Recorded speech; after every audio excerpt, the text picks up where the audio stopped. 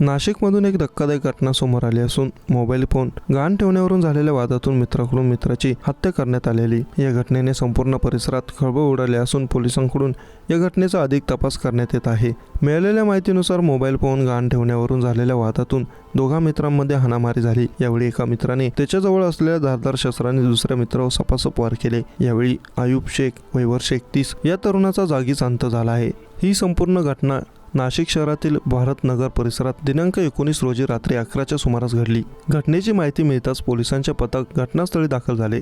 पोलिसांनी आरोपी अकीब सय्यद यास ताब्यात घेतले असून परिसरात दंगल नियंत्रण पथकाची तुकडीला तैनात करण्यात आला आहे. मुंबई नाका परिसरात भारत नगर येथे राहणाऱ्या अकीब याने स्वतःचा मोबाईल गहाण ठेवून 4,500 रुपये परवेज याच्याकडून घेतले होते.